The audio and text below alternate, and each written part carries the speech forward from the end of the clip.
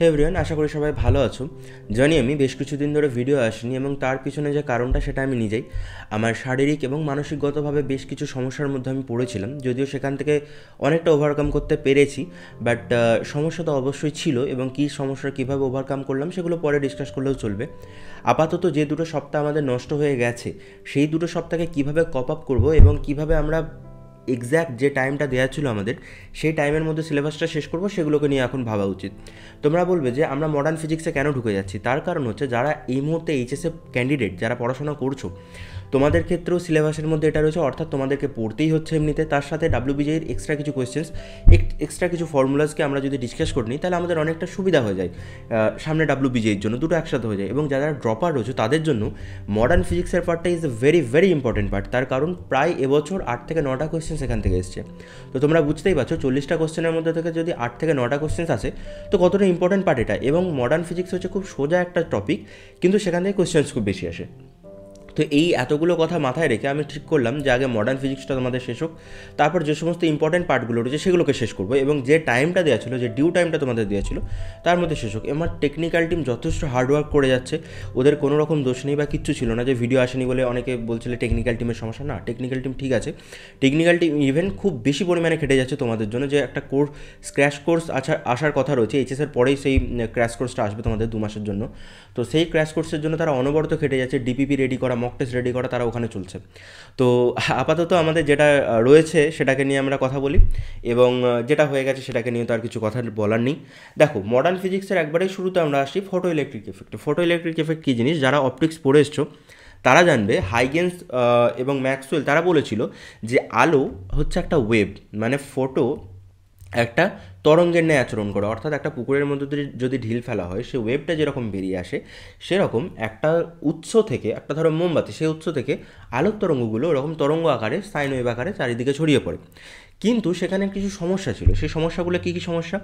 Lenard 1800 something সালে একটা লক্ষ্য করলেন যে মেটালের উপর যদি আলো পড়ে মানে একটা নির্দিষ্ট কম্পাঙ্কের আলো পড়ে, তাহলে সেই মেটাল থেকে দেখা যাচ্ছে যে ইলেকট্রন নির্গত হচ্ছে।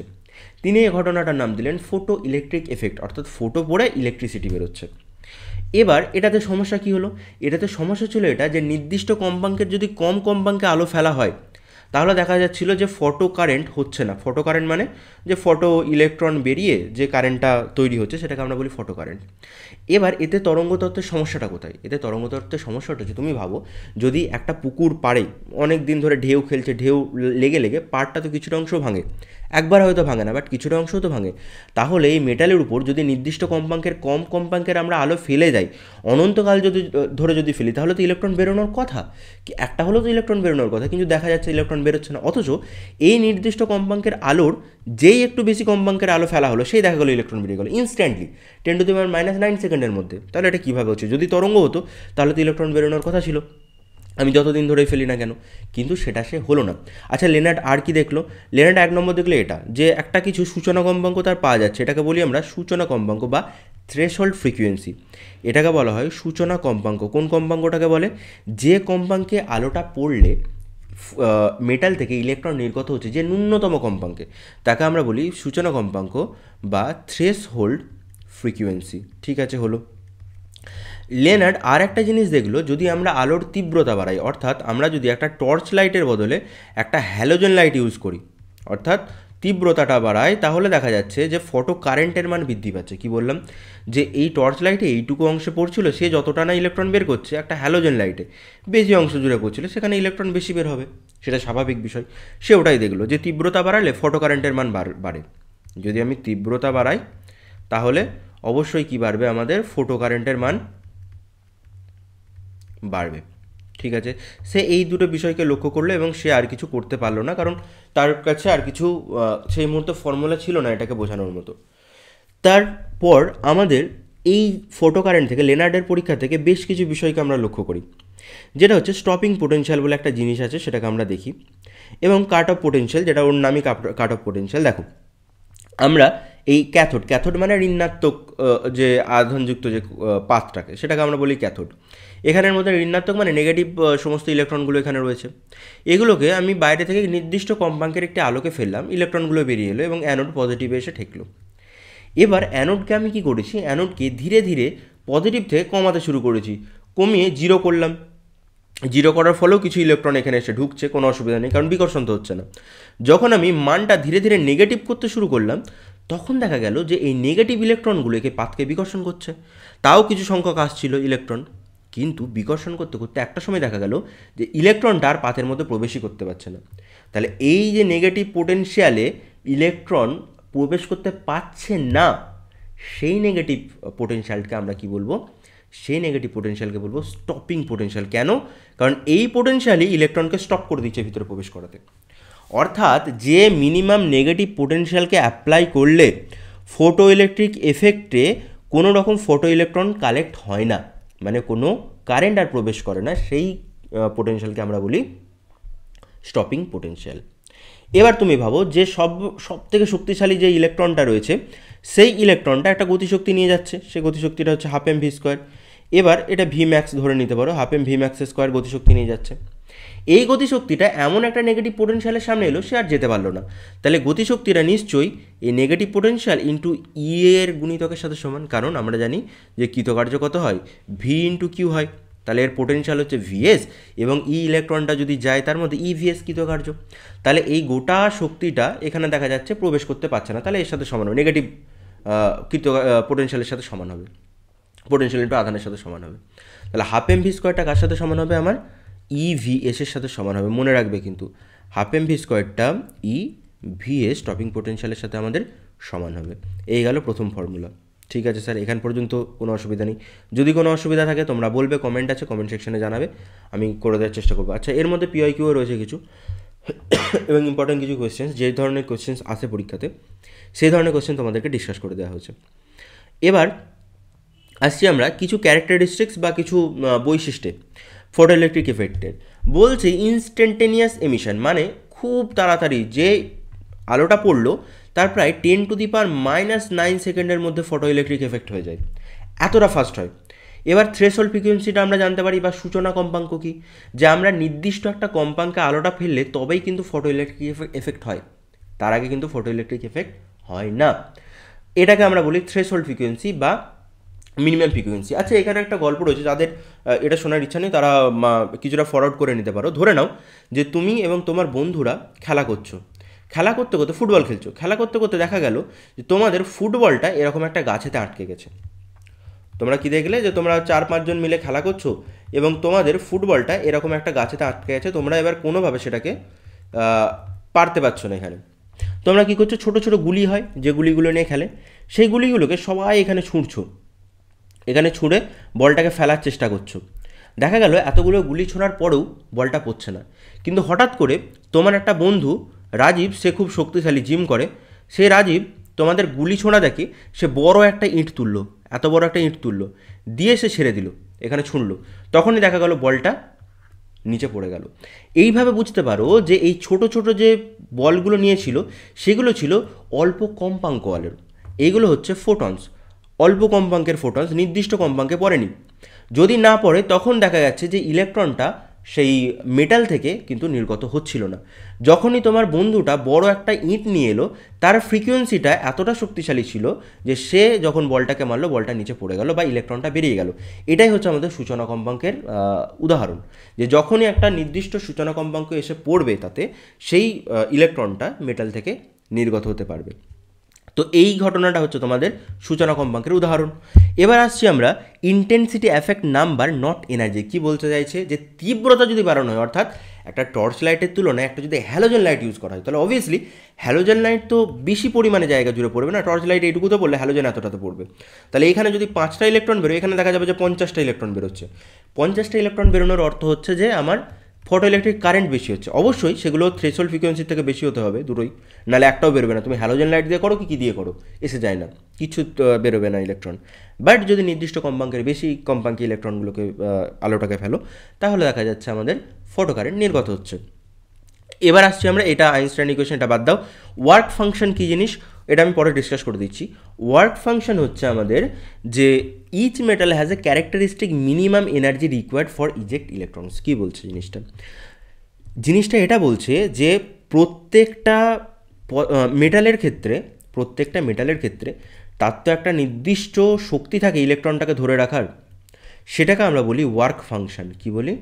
ওয়ার্ক ফাংশন বলি সেটাকে। অর্থাৎ যদি না ধরে রাখতে পারতো তাহলে তো মানে মেটাল এক্সিস্টই করতো না ঠিকঠাক করে, না, ইলেকট্রনগুলো বাইরে বেরিয়ে থাকতো সবসময়। বাট সেটা তো হয় না, নির্দিষ্ট একটা শক্তিতে মেটালটা ইলেকট্রনগুলোকে ধরে রাখে, মানে শক্ত করে ধরে রাখে। এবার বাইরে থেকে যদি নির্দিষ্ট কম্পাঙ্কের একটা ইলেকট্রন, যেটা আমরা বলছিলাম থ্রেশহোল্ড ফ্রিকোয়েন্সি, সূচনা কম্পাঙ্কে ফেলা হয়, তাহলে সেই শক্তিটা এই বন্ধনটাকে কাটতে সাহায্য করে। ঠিক আছে, উদাহরণটা দেওয়া ঠিক হবে কি জানি না, বাট ঠিক আছে, ধরে নাও তুমি এবং তোমার গার্লফ্রেন্ড একসাথে রয়েছে সবসময়, তোমাদের মধ্যে একটা বন্ধন রয়েছে। এবার নির্দিষ্ট একটা কম্পাঙ্ক, অর্থাৎ মাঝখানে ধরো তোমার মনে পড়ে গেল যে তোমাকে সার্টেন একটা এক্সাম WBJEতে পাস করতে হবে, এবং তোমার গার্লফ্রেন্ড বড্ড সময় নষ্ট করছে, তোমার বলার পরেও শুনছে না। তাহলে এই থ্রেশহোল্ডটার জন্য তোমাকে কিন্তু এই দিকে ছাড়তে হবে, ছেড়ে তোমাকে নিজের পড়াশোনার দিকে মন দিতে হবে আপাতত। তো এই ওয়ার্ক ফাংশনটাকে কাটার জন্য তোমাদের এই এনার্জিটা কিন্তু দরকার। এই পড়াশোনার এনার্জি যদি না পাও তাহলে কিন্তু এই থ্রেশহোল্ড ফ্রিকোয়েন্সিটা তোমাদের কাটবে না, বা এই ওয়ার্ক ফাংশনটা কাটবে না। মেটালের ক্ষেত্রেও ঠিক তেমনই, একটা বন্ধন থাকে তার মধ্যে, ইলেকট্রনের সাথে পরমাণুর একটা বন্ধন থাকে। বাইরে থেকে যদি ন্যূনতম কম্পাঙ্কটা পায় তাহলে সে বন্ধনটা কেটে সে বেরোয়। এবার ভাবো তার থেকে বেশি কম্পাঙ্ক পাচ্ছে, ন্যূনতম কম্পাঙ্কের থেকে বেশি কম্পাঙ্ক, তাহলে সে কী করবে? তাহলে এক্সট্রা যে এনার্জিটা পড়ে রয়েছে, আমি ধরো 5 জুল আমার দরকার, আমি 6 জুল দিয়েছি, তাহলে 5 জুলে তো আমাকে কাটালো, মানে শক্তিটা বার করলো ইলেকট্রনটা। 1 জুল যে শক্তিটা নিয়েছে সেটা নিয়ে সে এগিয়ে যাবে, হাফ mv স্কোয়ার, মানে সে গতিশক্তি নিয়ে বেরিয়ে যাবে সেখান থেকে। এই হচ্ছে জিনিস। আচ্ছা, এগুলো বলার কি এতটা জরুরি? মানে কনসেপ্ট যদি না তোমার ক্লিয়ার থাকে তাহলে আমার মনে হয় না পরীক্ষাতে খুব একটা ভালো তোমার রেজাল্ট হবে। শুধুমাত্র ফর্মুলা, এখন আর WBJEE লেভেল এরকম নেই, তুমি 16-17 কোয়েশ্চেন দেখলে বুঝতে পারবে, তখন ফর্মুলা জানলেই হয়ে যেত। বাট রিসেন্ট কোয়েশ্চেন্সগুলোতে এরকম হচ্ছে, তোমার ফর্মুলার সাথে কনসেপ্টও চাই। কনসেপ্ট না ক্লিয়ার হলে ফর্মুলা দেখে কোনো তোমাদের লাভ নেই। ঠিক আছে, এবার আসছি আমরা অ্যাকচুয়াল ফর্মুলাটিক জায়গাতে। ফটো ইলেকট্রিক এফেক্টের গ্রাফিক্যাল কিছু অ্যানালিসিস আছে, কিছু গ্রাফিক্যাল কোয়েশ্চেন্স আছে, সেগুলোকে একটু দেখে নিই। আচ্ছা, আমি যদি তোমাদেরকে বলি যে ফটো কারেন্টের সাথে তীব্রতার একটা গ্রাফ আঁকো, ইন্টেন্সিটির সাথে কার গ্রাফ আঁকতে বলেছি? ফটো কারেন্টের। ফটো কারেন্ট মানে যে কারেন্টটা বেরোচ্ছে ফটো ইলেকট্রিক এফেক্টের জন্য, এটা তো সোজা গ্রাফ। যদি আমি ইন্টেন্সিটি, তীব্রতা বাড়াই, অর্থাৎ একটা টর্চ লাইটের তুলনায় ধীরে ধীরে একটা হ্যালোজেন লাইটকে ইউজ করি, তাহলে যত বেশি তীব্রতা বাড়াবো তত কী হবে আমার? তত আমার ফটো কারেন্টের মান বাড়বে, তাই না? এটা এখান থেকে শুরু হবে, যত বেশি তীব্রতা বাড়াবো তত ফটো কারেন্টের মান বাড়বে। ঠিক আছে, কোনো অসুবিধা নেই। আচ্ছা, এরপর আর একটা দেখি,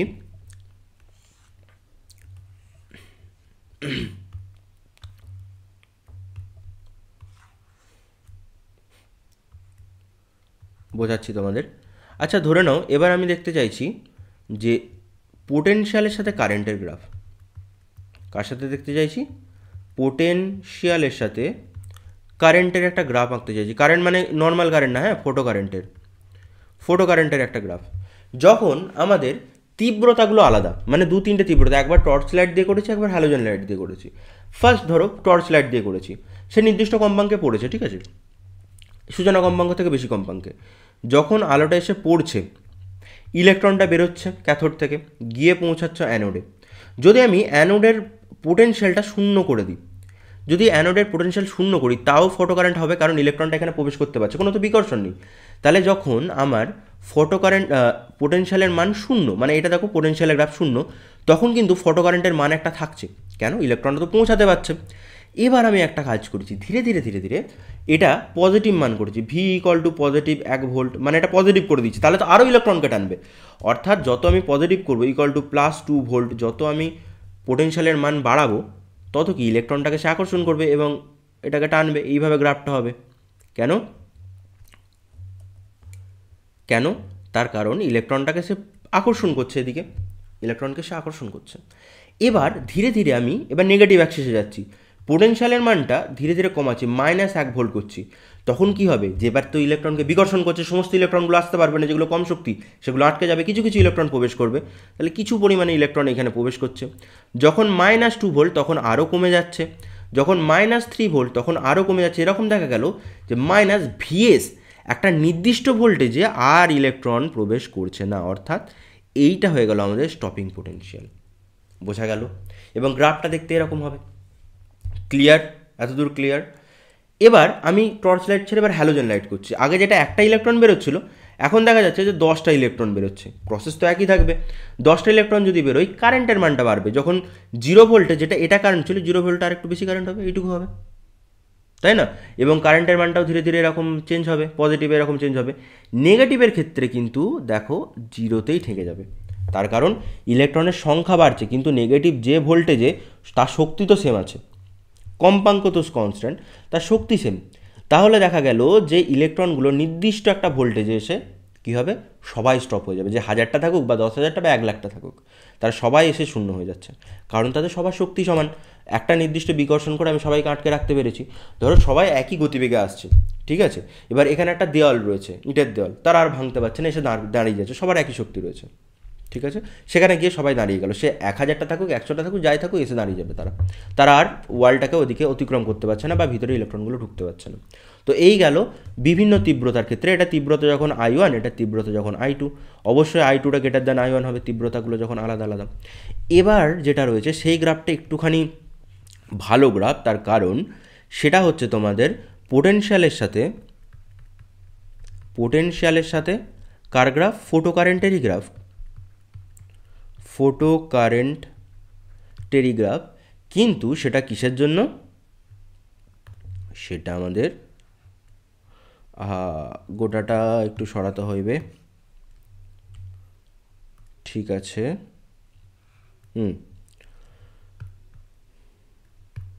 ঠিক আছে। ফোটো কারেন্ট টেলিগ্রাফ, কিন্তু সেটা বিভিন্ন কম্পাঙ্কের জন্য। এবার তুমি ভাবো, যদি কম্পাঙ্কটাকে পরিবর্তন করি তাহলে কি ঘটবে? যদি আমরা কম্পাঙ্কটাকে চেঞ্জ করি, ভালো করে বোঝো, আমাদের কাছে ছিল একটা সূচনা কম্পাঙ্ক, ঠিক আছে? আমাদের কাছে ছিল একটা সূচনা কম্পাঙ্ক, যে কম্পাঙ্কে আলোটা ফেললেই ইলেকট্রন নির্গত হচ্ছিল, সেটাকে সূচনা কম্পাঙ্ক বলছিলাম। এই সূচনা কম্পাঙ্ক আমাদের ফাই বা কার্য অপেক্ষকের সাথে সমান, বা ওয়ার্ক ফাংশনের সাথে সমান। ওয়ার্ক ফাংশনটা কি বললাম? যে মেটালটা যে শক্তিতে ইলেকট্রনটাকে ধরে রেখেছে, সেই শক্তিটাতে আমি কম্পাঙ্কটা দিলাম, ইলেকট্রনটা জাস্ট বেরোলো। এবার আমার 5 জুল দরকার ছিল এইটাকে কাটার জন্য, ওয়ার্ক ফাংশনটাকে, আমি তাকে 10 জুল দিয়েছি। সে কি করবে? সে অবভিয়াসলি যে বেশি শক্তি নিয়ে বেরিয়ে যাবে, তার শক্তি পরিবর্তন হবে। তাহলে কম্পাঙ্ক যদি আমি বাড়াই, তার কি হবে? এনার্জি, শক্তিটা বাড়বে, ঠিক আছে? এবার আমি আসছি অ্যাকচুয়াল জায়গাতে। ধরো পোটেনশিয়াল শূন্য, সেমভাবে কিছুটা কারেন্ট থাকবে, পোটেনশিয়াল শূন্য হলেও কিছুটা কারেন্ট থাকবে। আমি বাড়াচ্ছি, নর্মালি যেরকম বাড়বে, মানে পজিটিভ যদি হয় আকর্ষণ করে টেনে নেবে, যদি নেগেটিভ হয় তাহলে ধীরে ধীরে ফটো কারেন্টটা কমে কমে শূন্য হবে, ঠিক আছে? এবার টর্চ লাইটই রেখেছি। আমি কি করেছি? তীব্রতাটা চেঞ্জ করিনি, আমি চেঞ্জ করেছি তার কালারটাকে, অর্থাৎ কম্পাঙ্কটাকে বাড়িয়ে দিয়েছি। কম্পাঙ্ক যদি বাড়িয়ে দিই বাবা, মাইনাস ভিএসে যেখানে আটকাচ্ছিল শক্তিটা, মানে এটা তো EVS equal to half MV square. এবার তুই ভাব, যদি কম্পাঙ্ক বাড়িয়ে দিই, এই ইলেকট্রনের শক্তি বেড়ে যাবে তো, তাহলে যেটা -5 ভোল্টে আটকাচ্ছিল, সেটা আর -5 ভোল্টে আটকাতে পারবে? সে তো আরও কম ভোল্টেজ খুঁজবে, যে না -5 আটকাচ্ছিল, -7 ভোল্ট আমি খুঁজি। তাহলে শক্তিটা যখন বেড়ে যাচ্ছে, যে -5 ভোল্টে যে আটকাতে পারছিল, এখন আর সে পারবে না, তাকে -7 ভোল্ট চাই। তাহলে কম্পাঙ্ক বাড়িয়ে দিলে -7 ভোল্ট এখানে আটকাবে। কিন্তু বাবা কারেন্টটা কী হবে? কারেন্ট একই থাকবে, কারণ এখানে যেটা যতগুলো ইলেকট্রন ছিল ততগুলোই আছে, টর্চ লাইটই আছে, আমি হ্যালোজেনকে করিনি। তাহলে তার শক্তিটা চেঞ্জ হচ্ছে, বাট কারেন্টটা কিন্তু আমার একই থাকছে। বোঝা গেল? এটা হচ্ছে VS1, এটা VS2, এটা নিউ 1, এটা নিউ 2। কম্পাঙ্ক যদি চেঞ্জ হয় বাবা, তাহলে কিন্তু আমাদের, আচ্ছা এটা কি লিখলাম, এটা ভুল লিখেছি, I2 গ্রেটার দ্যান I1 হবে, ঠিক আছে? তাহলে নিউ 2 গ্রেটার দ্যান নিউ 1 হচ্ছে আমাদের। তাহলে কারেন্টের ভ্যালুটা আমাদের এইভাবে চেঞ্জ হবে, ঠিক আছে? বোঝা গেল? যদি না বোঝা, এগুলো কিন্তু খুব ইম্পর্টেন্ট গ্রাফ, হ্যাঁ? যদি না বোঝা যায় বলবি চ্যাটেতে, আমি বুঝিয়ে দেওয়ার চেষ্টা করব। চল পরের জায়গাতে যাই, পরের জায়গাতে দেখি কি রয়েছে। এবার আমাদের প্ল্যাঙ্কের থিওরি রয়েছে। যখন দেখলো যে ওয়েভ থিওরিটা কাজ করছে না, তখন ম্যাক্স প্ল্যাঙ্ক তো বেসিক্যালি ব্ল্যাক বডি রেডিয়েশনের জন্যই দিয়েছিলেন থিওরিটা, বাট সেটা আইনস্টাইন পরে অ্যাডাপ্ট করে নিয়েছিলেন এই ভেবে যে প্রত্যেকটা আলো, যেটাকে আমরা ওয়েভ ভাবছি, সেটা অ্যাকচুয়ালি ওয়েভ না, সেটা হচ্ছে কিছু কণা, কিছু কণা যার মিনিমাম একটা এনার্জি থাকে, সেই মিনিমাম এনার্জিটার মান কত? সেই মিনিমাম এনার্জিটা হচ্ছে এইচ নিউয়ের সাথে সমান। অর্থাৎ যেটাকে আমরা ভাবছিলাম যে মোমবাতি থেকে একটা পুকুরে ওয়েভের মতো বেরোচ্ছে, সেটা ওয়েভ না, সেটা হচ্ছে এক একটা কণা আকার। এবং আলোর এই কণাগুলোকে আমরা কী নাম দিচ্ছি? আলোর এই কণাগুলোকে আমরা দিচ্ছি ফোটনস, এগুলোর নাম দিচ্ছি ফোটন। এবং এক একটা ফোটনের এনার্জি কত? এক একটা ফোটনের এনার্জি দিচ্ছি এইচ ইন্টু নিউ করে, যেখানে এইচটা হচ্ছে প্ল্যাঙ্কের কনস্ট্যান্ট, তার একটা মান আছে 6.6 ইন্টু 10⁻³ SI, ঠিক আছে, যেখানে নিউ হচ্ছে তার কম্পাঙ্ক। তাহলে প্রত্যেকটা ফোটনের কম্পাঙ্ক কার সাথে সমান? প্রত্যেকটা ফোটনের এনার্জি তার কম্পাঙ্ক ইন্টু এইচের সাথে সমান। ধরো এন সংখ্যক ফোটন রয়েছে, তাহলে টোটাল শক্তি কত হবে এন সংখ্যক ফোটনের? NH new. বোঝা গেল? এই হচ্ছে প্ল্যাঙ্কের থিওরি। এখান থেকে বেশ কিছু ডেরিভেশন রয়েছে, দু একটা ডেরিভেশন যেগুলো আমাদের কাজে লাগে, সেগুলো একটুখানি দেখিয়ে দিই। যদি আমরা এটা না করতাম তাহলে কিন্তু আমাদের অসুবিধা ছিল। এই থিওরিটা দেওয়ার পর কী হচ্ছিল দেখ, এই থিওরিটা দেওয়ার পর আমরা অ্যাকচুয়ালি সলিউশনে চলে এলাম যে যদি ফাই কার্য অপেক্ষক নিয়ে এসে থাকে, যদিও আইনস্টাইনের মতে ফাইটা এসেছিলো, তার আগে তো জানতোই না কেউ, ইলেকট্রনগুলো যে বন্ধন শক্তিতে আবদ্ধ রয়েছে তার মিনিমাম ধর 5 জুল শক্তি দরকার, তাকে নির্দিষ্ট এইচ নিউই দিতে হবে, তবে সে শক্তিটা গ্রহণ করবে, না হলে নেবেই না, কারণ তার তো দরকার 5 জুল, তাহলে এইচ নিউকে 5 জুল হতে হবে। আমি এটা অ্যাজামশনের জন্য বলছি, এত বেশি হয় না, বাট আমি অ্যাজামশনের জন্য বলছি। তাহলে এইচ নিউয়ের মানটা যদি পর্যাপ্ত পরিমাণ হয় তবেই সে নিয়ে বেরোবে, যদি তার থেকে কম মানে হয় তাহলে কিন্তু সেখানে এক্সিস্ট করেই যাবে। ধর এইচ নিউ দরকার, আমি তাকে 2H নিউ দিয়ে দিলাম, তাহলে এইচ নিউ নিয়ে এসে বেরিয়ে গেল, বাকি এইচ নিউ নিয়ে এসে গতিশক্তি পেয়ে গেল, বাইরে বেরিয়ে ছুটলো, ঠিক আছে।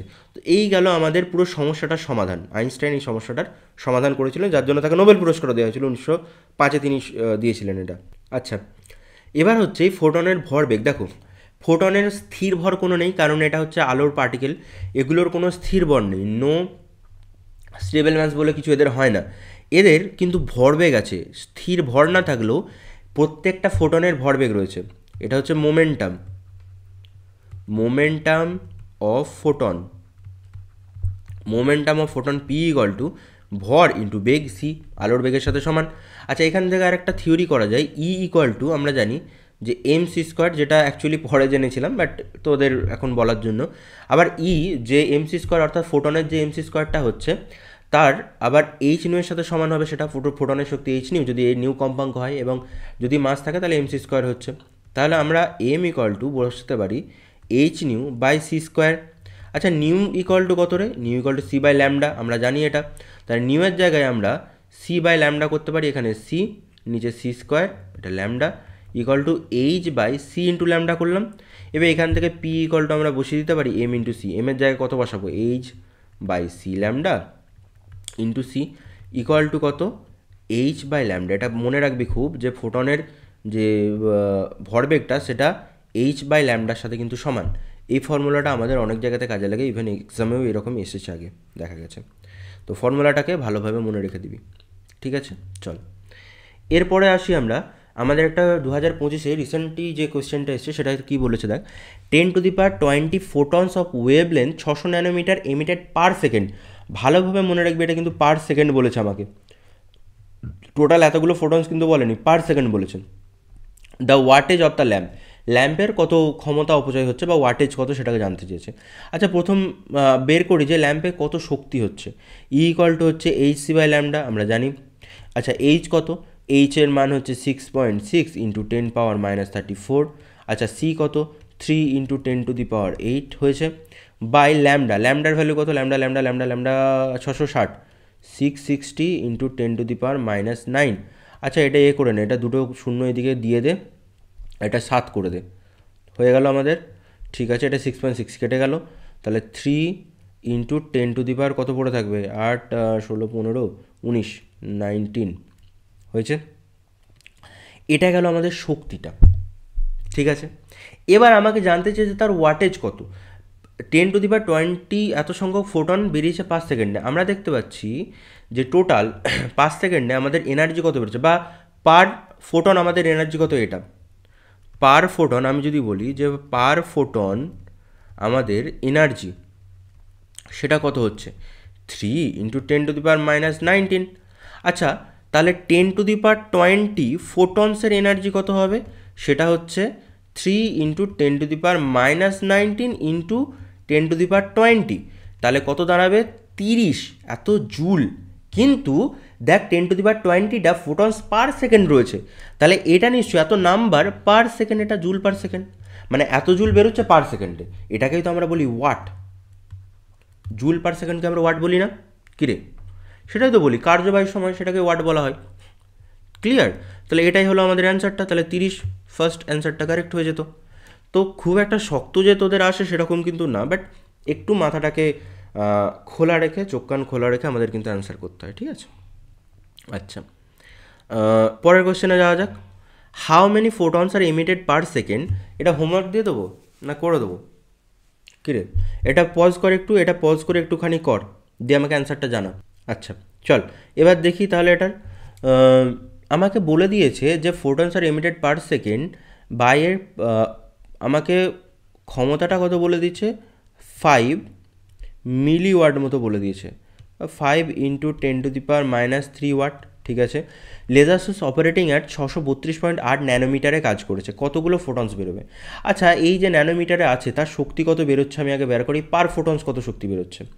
পার ফোটনস হচ্ছে hc/λ শক্তি বেরোচ্ছে, তাহলে 6.6 × 10⁻³ ইন্টু কত বেরোবে এটা, 3 × 10⁸ বাই আমাদের 632.8 × 10⁻⁹ এখানে নিয়ে চলে এসো, এটাকে তুলে দাও, এটা 7 হয়ে যাবে, তাহলে আমাদের শূন্যটা 6.6 প্রায় কেটে দিতে পারবো, বাট এটাতে দেখ আর একটু বেশি থাকবে, তাহলে এটা 3 না থেকে 3 থেকে আর একটু 3.1 বা কিছু সামথিং একটা পড়ে থাকবে, ইন্টু 10⁻⁹ এত জুল হয়েছে। তাহলে পার ফোটনস এত শক্তি আমাদের বেরিয়ে গেল। তাহলে আমরা যদি বলি যে n সংখ্যক ফোটন বেরিয়েছে পার সেকেন্ডে, তাহলে মোট ক্ষমতা, আমাদের ক্ষমতা কত হয়ে যাবে? ক্ষমতা আমাদের হয়ে যাবে n × e। কেন? যেখানে n হচ্ছে ফোটনস পার সেকেন্ড এমিট হয়েছে, টোটাল ফোটনস নয়, ফোটনস পার সেকেন্ড এমিট হয়েছে। একটু আগের কনসেপ্টটাই যদি বলি, তাহলে n সংখ্যক ফোটনের জন্য total n × e energy by second, মানে পার সেকেন্ড এতগুলো করে বেরোচ্ছে, তাহলে ক্ষমতা হচ্ছে এত ওয়াট। তাহলে n × e ইকুয়াল টু কত বেরোবে আমাদের, 5 × 10⁻³ যেটা আমাদেরকে বলে দিয়েছে এত ওয়াট ক্ষমতা। আচ্ছা, ই এর ভ্যালু আমরা জানি কত, 5 × 10⁻³ বাই নিচে কত, 3.1 × 10⁻⁹ হলো। এটা কত বেরোবে, 16,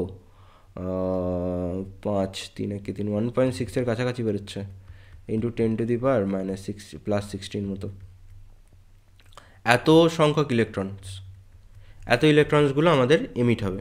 দেখ তোদের অ্যান্সার বেরিয়েছে কি সেম, এই অ্যান্সারটা এরকমই আসবে, ঠিক আছে? চল এর পরের কোয়েশ্চেনটাকে দেখি। আচ্ছা, এবার হচ্ছে আইনস্টাইনের ফটো ইলেকট্রিক, মানেটা ভুলে গেছে, photo electric equation. Einstein photo electric ইকুয়েশনটা কী দিচ্ছে ভালো করে দেখো। ধরে নাও আইনস্টাইন যেভাবে ভেবেছিল সেইভাবে হচ্ছে, সেভাবে তো আমরা ভাবতে পারবো না, বাট ভেবেই নাও যে মেটালটার উপর ধরো একটা নির্দিষ্ট কম্পাঙ্কের আলো পড়ছে, সেই নির্দিষ্ট কম্পাঙ্কের আলোটা কত, h²। সেই নির্দিষ্ট কম্পাঙ্কের আলোটা সবার প্রথম কী করছে, সবার প্রথম এই যে ইলেকট্রনটার কার্য অপেক্ষক যেটা যেটা ইলেকট্রনটাকে যে শক্তিতে ধরে রয়েছে সেই শক্তিটাকে আগে অতিক্রম করবে, তারপর যে শক্তিটা বেঁচে থাকবে সেই শক্তিটা নিয়ে সেই ইলেকট্রনটা ½ m v² দৌড়ে এগিয়ে যাবে। অর্থাৎ কি বললাম, ধরো উপর থেকে একটা আলো এসে পড়লো মেটালটা ইলেকট্রনটার উপর, সবার আগে সে কী করবে, সবার আগে সে তার বন্ধন শক্তিকে কাটবে, তারপর যে শক্তিটা পড়ে থাকবে সেটা নিয়ে সে এগিয়ে যাবে। ধরো আমার কাছে, আমি কারো কাছে 2 লাখ টাকা ধার করে রেখেছি, এবার আমি কোথাও থেকে 5 লাখ টাকা ইনকাম করলাম। সবার আগের স্টেপ কি, আগের স্টেপ হচ্ছে আমি তার 2 লাখ টাকা ধার মেটাবো, নাহলে আমি যদি জোচ্চোর হই তাহলে মেটাবো না, আমি সবটা নিয়ে ভেগে যাবো। বাট আমি জোচ্চোর নয়, আমি ফিজিক্সের মতে চলি। তাহলে 2 লাখ টাকা আগে তাকে মেটাতে হবে, যে ধারটা বা যে শক্তিতে রয়েছে সেই শক্তিটা আগে তাকে দিতে হবে, দিয়ে বাকি যেটা পড়ে রইলো সেটা নিয়ে সে এগিয়ে যাবে। 3 লাখ টাকা নিয়ে আমি এবার ফ্রিতে মুভ করতে পারি, বোঝা গেল? তাহলে টোটাল h² শক্তি আমি যখন মেটালের উপর ফেলেছি, সবার আগে সে তার যে কার্যপেক্ষক যে শক্তিতে বন্ধনে ধরেছিল সেই শক্তিটাকে দেবে, বাকি যেটা পড়ে থাকবে সেটা সেই ইলেকট্রন সর্বশক্তি নিয়ে বেরিয়ে যাবে। এবার ধরো যে এমন যদি কম্পাঙ্ক পড়ে, যে সূচনা কম্পাঙ্ক পড়েছে, তাহলে h²0 শক্তিটা সেটা কি করবে, সেটা শুধুমাত্র φ0কে দেবে, মানে শুধু কার্য অপেক্ষককে কাটাতে লাগছে, আর কিছু বেঁচেই নেই তার কাছে যে অন্য ½ m v² থাকবে। তাহলে φ0 = কত পড়ে থাকবে, এটা h²0, বোঝা গেল? তাহলে সেখানে h² = কত পড়ে থাকবে, h²0 + ½ m v²। এতদূর ক্লিয়ার হলো। এবার এটাকেও অনেকে ফর্মুলা হিসাবে ইউজ করতে পারে, মানে যেরকম যেটা আমার চাই, বাট আলটিমেটলি জিনিস তো এটাই। তো গুলিয়ে যেন না যায়, এখান থেকে গ্রাফিক্যাল কিছু কোশ্চেন্স আছে, আমি গ্রাফিক্যাল জিনিসগুলোকে দেখিয়ে দেবো তোমাদের। আচ্ছা, এখান থেকে আরও অনেক কিছু চেঞ্জেস করা যায়, যেরকম হচ্ছে এইচ নিউ, কোথায় রে ভাই, H new equal to H nu not plus, আচ্ছা হাফ এম ভি স্কোয়ার আবার ইভিএসের সাথে সমান, কোথায় রে এটা, স্টপিং পোটেনশিয়াল বলেছিলাম না, half M V square equal to stopping potential, একবারে প্রথমে পড়ানো হয়েছিল। এটাকেও অনেকে রাখে, ডিপেন্ড করছে যে আমাদের কি দরকার। এবার আমাদের যদি কিছু ইকুয়েশনস দরকার হয়, মানে কিছু যদি গ্রাফস দরকার হয়, সেই গ্রাফগুলো আমরা কীভাবে করবো সেটা একটুখানি দেখে নিই। আচ্ছা, যদি আমরা হাফ এম ভি স্কোয়ারের সাথে কম্পাঙ্কের গ্রাফ আঁকি, এখানে কম্পাঙ্ক, তার সাথে শক্তির হাফ এম ভি স্কোয়ারের গ্রাফ আঁকছি, সেটা দেখতে কীরকম হবে। সবসময় মনে রাখবে আমাদের অ্যাক্সিসগুলোকে ঠিক রাখতে হবে। আমি আগের ইকুয়েশন আবার চলে যাই, এইচ নিউ ইকুয়াল টু সবার প্রথম হচ্ছে ফাই জিরো প্লাস কত, হাফ এম ভি স্কোয়ার। আচ্ছা, এখানে আমাকে কি দিয়েছে রে, half M V square Y axis বরাবর রয়েছে, এক্স অ্যাক্সিস বরাবর কে রয়েছে আমার, নিউ রয়েছে। তাহলে এটাকে আমি এদিকে নিয়ে চলে আসি, half M V square equal to, কেন আনছি আবার বলে দেবো, phi naught, sorry H nu naught minus phi naught, H nu minus phi naught হলো। আচ্ছা, এই গোটাটা দেখ ওয়াই অ্যাক্সিস বরাবর রয়েছে, ওয়াই ইকুয়াল টু নিউটা আমার এক্স অ্যাক্সিস বরাবর রয়েছে, তাহলে এম এক্স মাইনাস সি এর গ্রাফ না, যেখানে এমটা কি, এমটা হচ্ছে আমাদের ট্যানজেন্ট, এমটা আমাদের নতি, তাই না? তাহলে এমটা কার সাথে সমান, এখানে এইচের সাথে সমান। এবং ওয়াই অ্যাক্সিস বরাবর দেখ হাফ এম ভি স্কোয়ার, আর এখানে আমাদের কি রয়েছে, নিউটা এক্স অ্যাক্সিস বরাবর রয়েছে, এম এক্স মাইনাস সি এর গ্রাফ। সে এম এক্স মাইনাস সি এর গ্রাফ কীরকম দেখতে হয়, এরকম দেখতে হয়, দিয়ে আলটিমেটলি এখানে গিয়ে ঠেকবে এই জায়গাটাতে, বোঝা গেল। এবং মাইনাস এটা কার সাথে সমান, এটা মাইনাস ফাইভ জিরোর সাথে সমান, তাহলে এই অ্যাক্সিসটা ফাইভ জিরো হবে আমার এখানটা। ক্লিয়ার? এইভাবে আমাদের গ্রাফগুলোকে বুঝতে হয়, নাহলে আমাদের কিন্তু গুলিয়ে যায়। তোমাকে কোয়েশ্চেন্সটা এরকম বলেই দিতে পারে যে কম্পাঙ্কের সাথে হাফ এম ভি স্কোয়ার গ্রাফের নতিটার মান কত, এম, নতির মান কত, সেই নতিটা তোমাকে বলতে হবে। চারটে অপশান আছে, তোমাকে এইচ বলতে হবে, এইচ বা ই বা এইচ বা ই, এই ধরনের কিছু অপশান থাকবে, ঠিক আছে? তো সেইগুলোকে একটু দেখে করতে হবে। যেরকম তোমাদের আবার সেম একটা গ্রাফ দিয়ে দিতে পারে, যে গ্রাফে তোমাদেরকে বলে দিতে পারে যে তুমি কম্পাঙ্কের সাথে পোটেনশিয়ালের, স্টপিং পোটেনশিয়ালের গ্রাফ আঁকো, ভিএসের গ্রাফ, স্টপিং পোটেনশিয়ালের গ্রাফ আঁকো কম্পাঙ্কের সাথে, তুমি কী করবে? তাহলে সবার প্রথম তোমাকে ইকুয়েশন খুঁজতে হবে। ইকুয়েশন কি, এইচ নিউ দিচ্ছি, সেখানে ফাই থাকছে, যেটা পড়ে থাকছে সেটা নিয়ে এসে হাফ এম ভি স্কোয়ার এগিয়ে যাচ্ছে, ঠিক আছে স্যার। বা এইচ নিউ আমি দিচ্ছি, ফাইয়ের জায়গায় এইচ নিউ নট করতে পারি, না করলেও এসে যায় না, প্লাস ইভিএস আমাকে আনতে হবে, half M V square equal to EVS আমি জানি। আচ্ছা, ভিএসটা ওয়াই অ্যাক্সিস, তাহলে এদিকে নিয়ে চলে এসো, EVS equal to H nu minus H nu not, ঠিক আছে স্যার, কোনো অসুবিধা নেই। তাহলে এখানে যদি ই দিয়ে ভাগ করি, তাহলে VS equal to H by E into nu minus, এটা যা আছে গোটাটাই কনস্ট্যান্ট পাবো, আমি অত দেখে লাভ নেই। তাহলে এখানে দেখো ইকুয়েশন আমাদের কাছে ক্লিয়ার, এটা হচ্ছে ওয়াই, এটা হচ্ছে আমাদের কাছে এক্স, আর এটা এম নতি, ওয়াই ইকুয়াল টু, এই সূত্রটা কি, ওয়াই ইকুয়াল টু আবার same M X minus C এর গ্রাফ। তাহলে এখানে বাবা সেম জিনিস আমাদের হবে, যে গ্রাফটা কীরকম দেখতে হবে, এরকম দেখতে হবে গ্রাফটা, এবং এর নতিটা এবং এই দিকটা অবভিয়াসলি এই দিকটা আমাদের এরকমভাবে ঠেকে যাবে, বেঁকে গেল নাকি, হ্যাঁ। এবং আমাদের নতিটা কত হচ্ছে, আমাদের নতিটা হচ্ছে M equal to H by E, নতিটা এম ইকুয়াল টু কত হচ্ছে, এইচ বাই ই এর সাথে সমান হয়েছে। তো এই তো জিনিস, আর কিছু নেই। আচ্ছা, এই দিকটা কত হবে, এই দিকটা হচ্ছে এটা H nu naught by E, H nu naught by E, এইটুকু অংশটা, ক্লিয়ার? তো এইভাবে আমাদের কিন্তু ইকুয়েশনগুলোকে ফাইন্ড করতে হয়।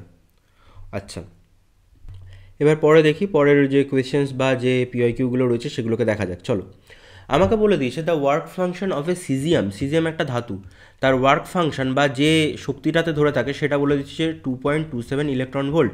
The cut off voltage which stops the emission from electrons from a caesium cathode irradiated with light of 600 nanometre wavelength. দেখো কী বলেছে, which stop the emission, the cut off voltage আমাদেরকে জানতে চেয়েছে, বা স্টপিং পোটেনশিয়ালটা আমাদেরকে জানতে চেয়েছে কত। এবার আমি দেখতে চাইছি যে এত ন্যানোমিটার যখন আলো পড়েছে তা কতটা শক্তি দিয়েছে রেখাপা, সেটা দিয়েছে এইচ সি বাই ল্যামডা শক্তি, মানে যে শক্তিটা এসে পড়েছে ধাতুটার উপর, সিজিয়ামের উপর যেটা এসে পড়েছে।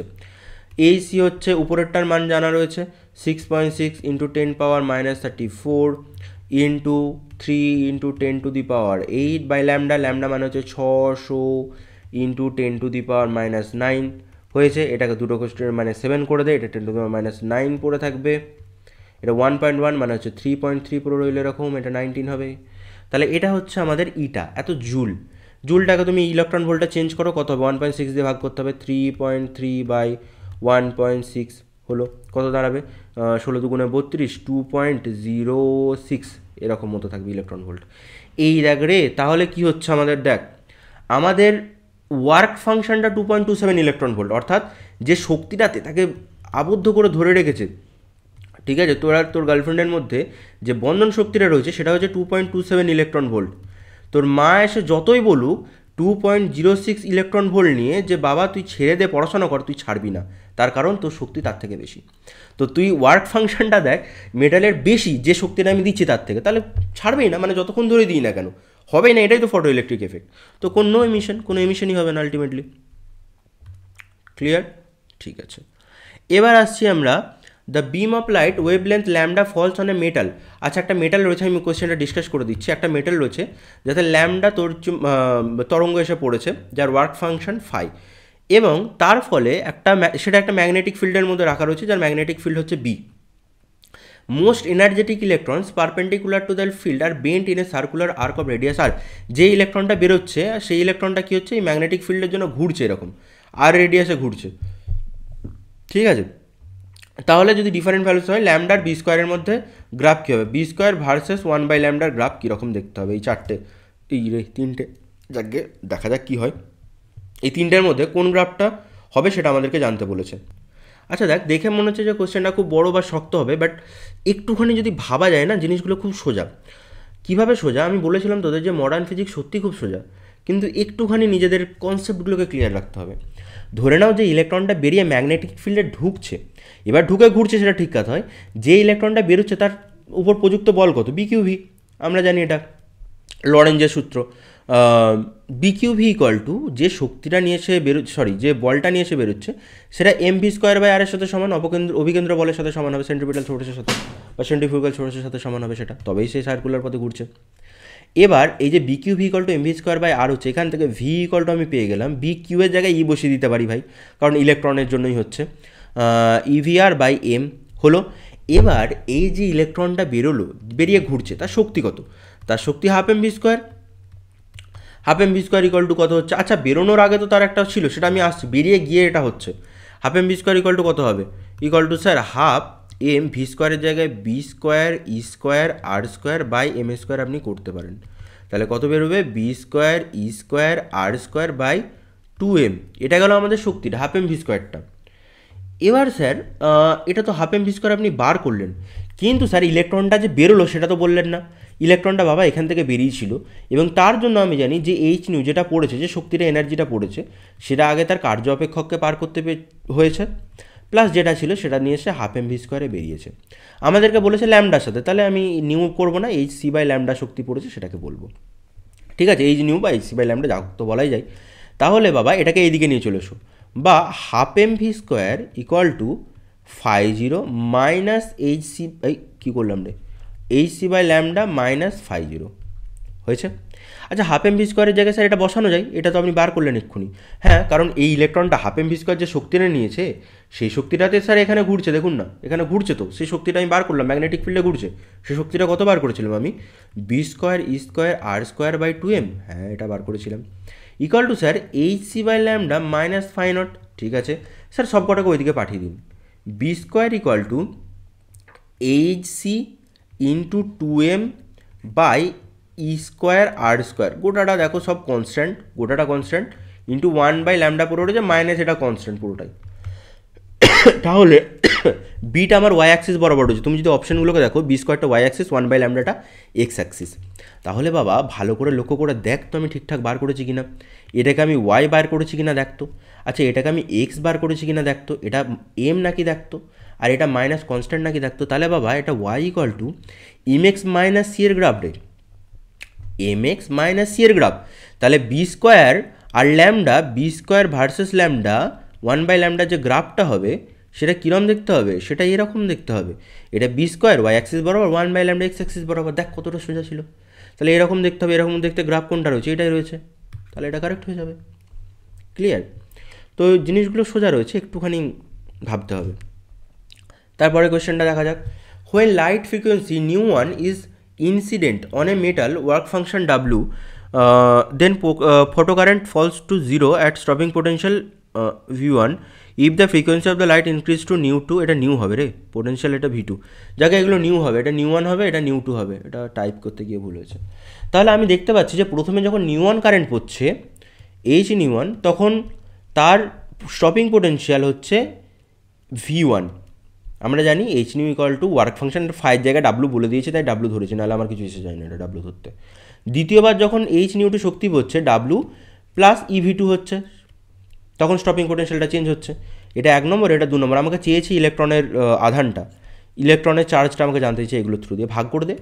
তাহলে ভাগ করে দিলে হচ্ছে এইচ কেটে যাবে, nu one by nu two equal to কত পড়ে থাকবে, ডাব্লু প্লাস EV1 বাই হচ্ছে ডাব্লু প্লাস EV2। ক্যালকুলেশন বাবা, ক্যালকুলেশনটা করে নিতে পারবি না একটু? কোনাকুনি গুণ করলে কত হচ্ছে, W nu one plus EV2 nu one equal to W nu two plus EV1 nu two. আচ্ছা, ইগুলোকে একদিকে নিয়ে আই, তাহলে EV2 nu one minus EV1 nu two equal to ডাব্লুটা কমন নিয়ে নে, nu two minus nu one হলো। এখান থেকে ইটা কমন নিলে কত পড়ে থাকবে, W nu two minus nu one by নিচে পড়ে থাকবে V2 nu one minus nu one V1 nu two, V গন্ডগোল हो गया, V1 নিউ টু, V1 কোথায় কোথায় কোথায় কোথায় কোথায় nu two minus nu one by হচ্ছে V2 nu one minus V1 nu two, এই তো অপশান সেটা কারেক্ট। ব্যাস, আমাদেরকে এটাই জানতে চেয়েছে। ক্লিয়ার? আচ্ছা, তারপর হাউ মেনি ফোটনস, এটা আমি তো ভাবছি এতে দিয়ে হোমওয়ার্কে দিয়ে দেওয়া উচিত এই কোয়েশ্চেন ছোটো ছোটো। আচ্ছা কর তো এখন, করে আমাকে অ্যান্সারটা লেখ। আচ্ছা কোয়েশ্চেনটাতে কী বলেছে সেটা দেখি। কোয়েশ্চেনটাতে আমাকে বলেছে যে how many photons of radiation wavelength lambda equal to 5 × 10 - 7 metre fall per second on a black and paper order to produce force of অত। দেখো কিছু ইলেকট্রন পড়েছে, মানে ফটোইলেকট্রিক এফেক্ট হয়েছে অবভিয়াসলি, দিয়ে কিছু ইলেকট্রন গিয়ে পড়েছে, দিয়ে কিছু ফোর্স জেনারেট করেছে, সেই ফোর্সের ভ্যালুটা দিয়ে দিয়েছে, আমাকে বলেছে কতগুলো ইলেকট্রন পড়বে। দেখ আমরা জানি যে ভরবেগ ইকুয়াল টু কত, ভরবেগ ইকুয়াল টু h/λ সাথে সমান, মানে এটা তো আমরা পড়েইছিলাম আগে সূত্রতে। এবার আমি ধরেছি n সংখ্যক পড়েছে, তাহলে n × h/λ হয়ে যাবে আমাদের। এবার ধরে নে যে পার সেকেন্ড যদি আমি করি, তাহলে p/t করতে হবে আমাকে, যে পার সেকেন্ড জানার জন্য n/t × h/λ। এটা তুমি ডেল করে নিতে পারো, যে পরিবর্তন যে এইটুকু সময়ের মধ্যে হচ্ছে। আচ্ছা দেখ, এটাই ফোর্স, ডেল p/Δtটাই ফোর্স না, মানে ভরবেগের পরিবর্তন সময়ের সাথে সাথে এটাকেই আমরা বলি ফোর্স। সেটা কত হবে, সেটা হবে আমাদের এই n/Δt, মানে পার সেকেন্ড কতগুলো হচ্ছে, কতগুলো করে পড়ছে মানে বেরোচ্ছে, ইন্টু h/λ, বা পার সেকেন্ড কতগুলো করে বেরোচ্ছে, ΔT ইকুয়াল টু কত, f × λ বাই h। আমাদের সবই জানা আছে, এগুলো ভ্যালুগুলোকে বসিয়ে নেবো, বসিয়ে আমরা অ্যান্সার বের করে নেবো, ব্যাস হয়ে গেছে। তো এই হচ্ছে আমাদের পুরো আইনস্টাইনস ইকুয়েশন পর্যন্ত জিনিস। তোদের ডি ব্রগলি ওয়েভলেন্থ এবং সেখান থেকে যে ধরনের কোয়েশ্চেন আছে সেগুলো পরের দিন ডিসকাস করে দেবো। আশা করি সবাই ভালো থাকবি। শেষ পর্যন্ত যারা দেখেছিস কংগ্রাচুলেশন তাদেরকে, তোরা কমেন্ট করে দিবি যে আমরা শেষ পর্যন্ত থেকেছি। ঠিক আছে, চলো পরের ভিডিওতে দেখছি, টাটা।